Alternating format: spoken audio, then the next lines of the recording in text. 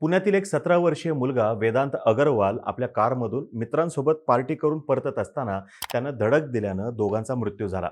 त्याच्यानंतर हे प्रकरण पोलिसांपर्यंत पोहोचलं आणि नंतरच्या अवघ्या 14 ते 15 तासामध्ये त्या मुलाला जामीन सुद्धा मिळाला. जामिनासाठी न्यायालयाने घातलेल्या अटी आहेत ते म्हणजे अपघातावरती निबंध लिहिणं आणि वाहतूक पोलिसांसोबत 15 दिवस काम करणं. सोशल मीडियावरती या अटींची जोरदार चर्चा झाली, सगळीकडून टीका सुरू झाली, सरकारला घेरण्याचा प्रयत्न झाला, अगदी राष्ट्रीय स्तरावरती हा विषय गेला आणि मग परत एकदा वेगानं सूत्र फिरली आणि जामीन मिळालेल्या मुलाच्या वडिलांना अटक करण्यात आली. पण अजून ही चर्चा हीच सुरू आहे की इतक्या तातडीने जामीन कसा काय मिळाला आणि इतका मोठा गुन्हा करून सुद्धा शिक्षा फक्त निबंधापुरतीच मर्यादित का आहे. याच प्रश्नांची उत्तरं आज आपण सविस्तरमध्ये जाणून घेण्याचा प्रयत्न करणार आहोत. नमस्कार, मी अरुणराज जाधव बोलबिडूवरती तुम्हा सर्वांचं अगदी मनापासून स्वागत करतो. सुरुवातीला काही फॅक्ट समोर ठेवतो. आता काही जण या घडलेल्या घटनेला अपघात म्हणत आहेत आणि केवळ श्रीमंताचं पोरगा आहे म्हणून इतकी चर्चा होताना दिसते असं म्हणतायत. पण याच आर्ग्युमेंटची दुसरी बाजू अशी आहे की हा अपघात असतो, परंतु जेव्हा तो ठरवून घडतो त्यावेळेस तो गुन्हा ठरतो. आता हे काही ठरवून केलेलं नाही, तरी सुद्धा हे समजून घ्या की दारू पिल्यानंतर वाहन चालवण्यास आपल्या इथल्या कायद्यानुसार बंदी आहे आणि याचा विचार न करता तसेच नंबर प्लेट नसलेली गाडी लायसन्स नसताना चालवणं हा गुन्हा आहे आणि पालकांची याला मूकसंमती आहे, हा सुद्धा गुन्हा आहे. म्हणून याला अपघात असं म्हणता येणार नाही. थोडक्यात या एकूणच घटनेसंदर्भात या केस संदर्भात 5 गुन्हे आपल्याला दिसत आहेत. वाहन परवाना नसताना वाहन चालवणं, मद्य पिऊन वाहन चालवणं, परिवहन खात्याचा वाहन क्रमांक मिळण्यापूर्वीच वाहन रस्त्यावरती आणणं, मद्य पिण्याची परवानगी देण्यास परवाना नसताना सुद्धा ते प्राशन करणं आणि पालकांची या सर्वांना मूकसंमती असणं, असे हे 5 गुन्हे या ठिकाणी दिसत आहेत. अजून काही फॅक्ट्स या अशा आहेत की गाडी चालवणारा चालक जो आहे, जो मुलगा आहे, तो अल्पवयीन असून त्याचं वय 17 वर्ष आहे. तो पुण्यातील एका प्रतिष्ठित बांधकाम व्यावसायिकाचा मुलगा आहे आणि या अल्पवयीन आरोपीने दोघांना चिरडलेलं आहे. मात्र या घटनेनंतर लगेचच दुसऱ्या दिवशी त्याला जामीन मंजूर झाला. हा जामीन मंजूर करताना न्यायालयाने म्हटलेलं आहे की 15 दिवस एरोडा वाहतूक विभागात वाहतुकीचं त्यानं नियोजन करावं.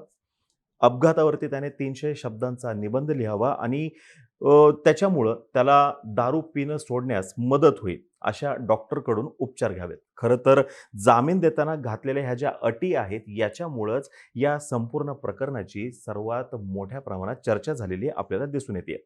आता या सर्व घटनेनंतर पुणे पोलिसांचं जे स्टेटमेंट समोर आलेलं आहे त्याच्यानुसार या प्रकरणातला आरोपी अल्पवयीन आहे. या प्रकरणामध्ये सदोष मनुष्यवधाचा गुन्हा दाखल करण्यात आलेला आहे. त्याच्या विरोधात मोटार वाहन कायद्यातील कलमांचं उल्लंघन केल्याप्रकरणी गुन्हा दाखल करण्यात आलेला आहे. या प्रकरणामध्ये अल्पवयीन मुलाचे वडील आणि ज्या बार चालकाने त्या मुलाला आणि त्याच्या मित्रांना दारू दिली, मद्य दिले, त्यांच्या विरोधात सुद्धा ज्युव्हेनाइल जस्टिस ऍक्ट याच्यातील कलम 75 आणि कलम 77 याच्या अंतर्गत कारवाई करण्यात येणार आहे. या अल्पवयीन मुलाच्या वडिलांना अटक करण्यात आलेली आहे आणि बार चालकाच्या विरोधात सुद्धा गुन्हा दाखल करण्यात आलेला आहे. हा व्हिडिओ बनवत असताना कोर्टामध्ये या संदर्भात जे आहे ते प्लेडिंग सुरू होतं. दोन्ही बाजूंच्या ज्या काही एकूण आर्ग्युमेंट्स आहेत त्या पूर्ण झालेल्या होत्या आणि पण निकाल अजून काही आलेला नव्हता.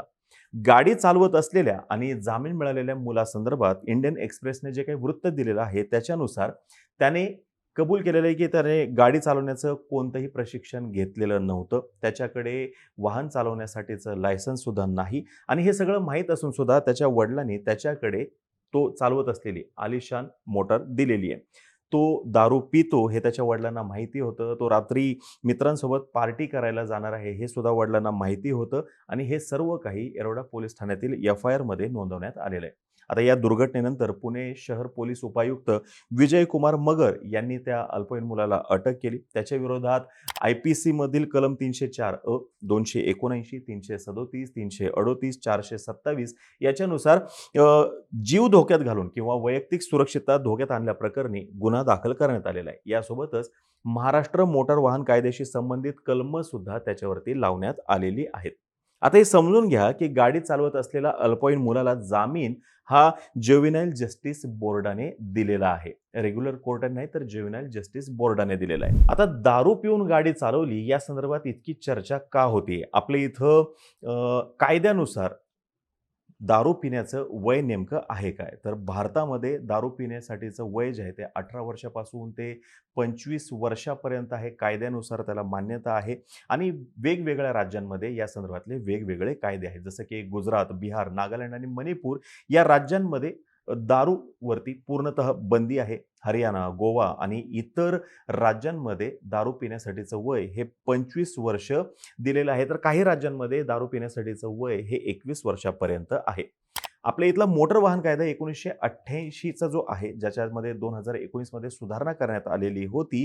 त्याच्यानुसार दारू पिऊन जे काही वाहन चालवलं जातं, त्याच्याविषयी तिथं तरतूद करण्यात आलेली आहे. त्याच्यातील सेक्शन 185 जे आहे, त्याच्यामध्ये असं म्हटलेलं आहे, की जर का कोणीही दारूच्या इन्फ्लुअन्स अंडर किंवा ड्रगच्या इन्फ्लुअन्समध्ये जर का गाडी चालवत असेल, तर त्याला कोणत्या पद्धतीची शिक्षा केली जाऊ शकते, ते या 185 सेक्शनमध्ये दिलेलं आहे. मग या संदर्भातला कायदा काय सांगतो? तर जर का एखाद्याच्या रक्तामध्ये 30 मिलीग्राम पर 100 ml इतकं जर का त्याच्या रक्तामध्ये अल्कोहोल सापडलं किंवा ड्रग जर का सापडलं, तर त्याच्यावरती गुन्हा नोंदवला जाऊ शकतो. त्याच्यावरती त्याची शिक्षासुद्धा सुनावली जाऊ शकते. जर का पहिल्यांदा अशा पद्धतीच्या गुन्ह्यामध्ये ती व्यक्ती सापडली, तर त्या व्यक्तीला जेल होऊ शकते, 6 महिन्यांपर्यंतची जेल होऊ शकते आणि ₹10,000 दंड होऊ शकतो किंवा दोन्ही केले जाऊ शकतात. यासोबतच काही काळापुरतं त्याचं ड्रायव्हिंगचं लायसन्स जे आहे ते सुद्धा सस्पेंड केलं जातं. नंतरच्या काळामध्ये जर का परत एकदा अशाच गुन्ह्यामध्ये ती व्यक्ती जर का सापडली, तर मात्र त्याला 3 वर्षापर्यंतची शिक्षा होऊ शकते आणि त्याच्या पुढे जाऊन ₹15,000 दंड सुद्धा त्याला केला जाऊ शकतो. जर का व्यसनाच्या आहारी जाऊन किंवा नशेमध्ये त्या व्यक्तीकडून गाडी चालवली गेली आणि कोणाला जर का त्याच्यामुळे इंजुरी झाली, तर अशा वेळेस मात्र त्या व्यक्तीला 2 वर्षापर्यंतची शिक्षा केली जाऊ शकते आणि ₹5,000 दंड केला जाऊ शकतो. आणि दारूच्या नशेमध्ये गाडी चालवल्यामुळं किंवा ड्रग्सच्या नशेमध्ये गाडी चालवल्यामुळं अपघात झाला आणि त्या अपघातामध्ये जर का कोणाचा मृत्यू झाला, तर अशा केसमध्ये त्या व्यक्तीवरती 2 ते 7 वर्षापर्यंतची जेल टर्म होऊ शकते आणि पुढे त्याच्यावरती फाईन सुद्धा लावला जाऊ शकतो. हे सेक्शन 185 मध्ये दिलेलं आहे.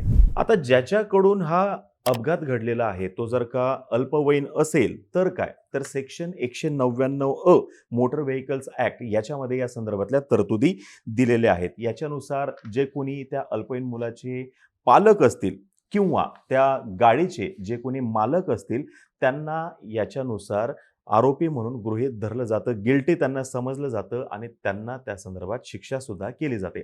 आणि अगदी त्याच पद्धतीने वेदांत अग्रवालच्या वडिलांना अटक करण्यात आलेली आहे. आता जे गार्डियन आहेत, जे पालक आहेत, त्यांना 3 वर्षापर्यंतची जेल होऊ शकते आणि ₹25,000 दंड सुद्धा केला जाऊ शकतो. याच्या सोबतीने ती जी गाडी आहे, जी या गुन्ह्यामध्ये वापरली गेली होती, तिचं सुद्धा एकूण परमिट जे आहे ते 12 महिन्यांसाठी कॅन्सल केलं जातं. पुढे जाऊन त्या अल्पवयीन मुलाला ड्रायव्हिंग लायसन्स जे आहे ते दिलं जात नाही अंडर सेक्शन 9 और लर्नर्स लायसन्स जे आहे ते सुद्धा त्यातील सेक्शन 8 जे आहे त्याच्यानुसार दिलं जात नाही वयाच्या 25व्या वर्षापर्यंत. ज्युव्हेनाइल जस्टिस ॲक्ट 2000 जो आहे याच्यानुसार त्या अल्पवयीन मुलाला सुद्धा शिक्षा केली जाऊ शकते. त्या संदर्भात ज्या काही तरतुदी करण्यात आलेल्या आहेत त्याच्यानुसार सुद्धा त्याला शिक्षा केली जाऊ शकते. आता बाल गुन्हेगार कुणाला म्हणायचं? तर हे समजून घ्या, वयाच्या 18 वर्षाखालील एखाद्या मुलाने किंवा मुलीने जे काही गुन्हेगारी कृत्य केलेलं असेल, तर ते कृत्य बाल गुन्हेगारीमध्ये येतं. मात्र कायद्याच्या भाषेमध्ये बाल गुन्हेगार जो आहे त्याला विधी संघर्षग्रस्त बालक असं संबोधलं जातं आणि त्याला कायद्यानुसार अटक करता येत नाही. त्याला ताब्यात घेऊन बाल सुधारगृहात पाठवण्यात येतं. बाल संरक्षण कायदा जो आहे त्याच्यानुसार 16 वर्ष किंवा त्यापेक्षा अधिक वयाच्या मुलाने जर का गंभीर गुन्हा केला, तर बाल न्याय मंडळाला या आरोपीला खटला प्रौढ म्हणून चालवायचा किंवा नाही या संदर्भात निर्णय घेण्याचा सर्वतोपरी अधिकार आहे. यासाठी बाल न्याय मंडळाला या आरोपीची शारीरिक, मानसिक आणि भावनिक वाढ या संदर्भात अभ्यास करून निर्णय घेण्याची तरतूद आहे. मात्र कायद्यामध्ये हे कसं ठरवायचं याचे स्पष्ट नियम आणि सूचना दिलेल्या नाहीत आणि यामुळे सर्वोच्च न्यायालयाने फेब्रुवारीमध्ये एका खटल्यादरम्यान नेमकं या गोष्टीवरती बोट ठेवलेलं होतं की कायद्यामध्ये या संदर्भातल्या तरतुदी केलेल्या नाहीयेत. सप्टेंबर 2017 मध्ये गुरगावमधील एका शाळेत दुसरीच्या विद्यार्थ्याचा मृतदेह जो आहे तो टॉयलेटमध्ये आढळला होता आणि या हत्या प्रकरणात प्रकरणामध्ये 11वीतील एका विद्यार्थ्याला अटक झालेली होती. डिसेंबर 2017 मध्ये ज्युव्हेनाइल जस्टिस बोर्ड, ज्याला बाल न्याय मंडळ असं म्हणतो, त्यांनी आरोपी विद्यार्थ्यावर प्रौढ गुन्हेगार म्हणून खटला चालवण्याचा निर्णय घेतलेला होता. ऑक्टोबर 2018 मध्ये पंजाब आणि हरियाणा उच्च न्यायालयानं JJBला आपल्या या निर्णयाचं परत एकदा पुनर्मूल्यांकन करण्याचा निर्देश दिलेले होते आणि उच्च न्यायालयाच्या या निर्णयाला पीडित मुलाचे वडील आणि CBI दोघांनीही सर्वोच्च न्यायालयामध्ये आव्हान दिलेलं होतं. नोव्हेंबर 2018 मध्ये सर्वोच्च न्यायालयानं या प्रकरणी पुढील आदेश येईपर्यंत कोणतीही कारवाई करण्यावरती स्थगिती दिलेली होती आणि त्याच्यानंतर सर्वोच्च न्यायालयाने उच्च न्यायालयाच्या निर्णयाला आव्हान देणाऱ्या पीडित मुलाच्या वडिलांची आणि CBIची याचिका फेटाळलेली होती. या ठिकाणी समजून घ्या. सर्वोच्च न्यायालयाचं म्हणणं काय होतं या केसमध्ये, तर सर्वोच्च न्यायालयाने 13 जुलै 2022 रोजी उच्च न्यायालयाच्या निर्णयाविरोधातली याचिका फेटाळताना काही महत्त्वाची निरीक्षणं नोंदवलेली आहेत. सर्वोच्च न्यायालयानुसार मुलगा प्रौढ आहे की नाही हे ठरवण्यासाठी त्याची शारीरिक वाढ, त्याची आकलन क्षमता, त्याची भावनिक व सामाजिक स्थिती याचा विचार करावा लागतो. मुलाकडे गुन्हा करण्याची मानसिक क्षमता आहे, तर त्याला त्या गुन्ह्यानंतरच्या परिणामांचीही समज असते, हे याचिकाकर्त्याचं गृहीतक जे आहे ते सर्वोच्च न्यायालयानं फेटाळलं होतं. या कायद्याच्या कलम 15 मधील परिणाम या शब्दात केवळ तात्काळ होणारे परिणाम याचा समाविष्ट नाही, तर पीडित व्यक्तीसोबतच त्याच्या कुटुंबावरती होणारे दीर्घकालीन कोणत्याही प्रकारचे परिणाम हे या ठिकाणी अपेक्षित आहे, असंही सर्वोच्च न्यायालयानं आपल्या निकालामध्ये स्पष्ट केलेलं आहे. मुलांना दीर्घकालीन परिणामांची समज नसते, ते तर्कापेक्षा भावना प्रधान व्यवहार करतात, असं सुद्धा न्यायालयाने या ठिकाणी नमूद केलेलं होतं. आता हा एक खटला होता आणि दुसरा खटला जो आहे त्याच्यामध्ये म्हणजे उत्तराखंडमध्ये घडलेला, तिथं सुद्धा अशाच पद्धतीची एक केस घडलेली होती. जो त्याच्यातला आरोपी मुलगा होता तो अल्पवयीन होता, पण इथं उच्च न्यायालयाने कमेंट अशी केलेली होती की अनुशीलनहीन बालक असं त्या संदर्भात म्हटलेलं होतं आणि त्याच्यावरती प्रौढ अशा पद्धतीने खटला चालवण्यात यावा याला त्यांनी संमती दिलेली होती आणि सर्वोच्च न्यायालयाने सुद्धा ही जी उच्च न्यायालयाने केलेली टिप्पणी आहे ती कायम ठेवलेली होती. म्हणजे दोन वेगवेगळ्या केसेसमध्ये दोन वेगवेगळ्या पद्धतीने उच्च न्यायालय आणि सर्वोच्च न्यायालय यांनी निरीक्षण नोंदवलेलं आपल्याला दिसून येत आहे. आता या पर्टिक्युलर केसमध्ये काय होईल हे आपल्याला समजेलच. अल्पवयीन व्यक्तीने हे कृत्य जे केलेलं आहे हे जाणूनबुजून केलेलं आहे की अजाणता केलेलं आहे हे सुद्धा समजून घेणं आवश्यक आहे. पुणे पोलिसांनी या आरोपीला प्रौढ समजण्यासाठी न्यायालयाला विनंती केलेली असून त्याच्या कोठडीची सुद्धा मागणी केलेली आहे. आता ज्युव्हेनाइल जस्टिस बोर्ड या संदर्भात काय निर्णय घेतं हे आपल्या समोर येईल. त्याच्यानंतर कदाचित उच्च न्यायालयामध्ये सुद्धा या गोष्टी जाऊ शकतात. तिथे काय नेमके आर्ग्युमेंट होतात, उच्च न्यायालय काय निर्णय देतं हे सुद्धा आपल्याला समजेलच. पण या एकूणच प्रकरणाच्या निमित्ताने परत एकदा ज्युव्हेनाइल जस्टिस बोर्ड त्यांच्या अंडर एकूण जे काही त्यांची कार्यप्रणाली जी आहे यासोबतच जो काही कायदा आहे याची परत एकदा विचार करण्याची गरज या ठिकाणी निर्माण झालेली आपल्याला दिसून येते आणि एकूणच आजूबाजूला जे काही वातावरण आहे त्याच्यावरती सुद्धा विचार करण्याची गरज निर्माण झाल्याचं दिसून येत आहे. आता ही माहिती जर का तुम्हाला आवडली असेल तर खाली कमेंट बॉक्समध्ये नक्की सांगा. या प्रकरणाबद्दल तुमचं जे काही मत आहे ते सुद्धा खाली कमेंट बॉक्समध्ये नक्की मांडा. तोपर्यंत आम्हा सर्वांची व्हिडिओ जास्तीत जास्त लोकांपर्यंत पोहोचवा आणि चॅनलला सबस्क्राईब करायला विसरू नका. धन्यवाद.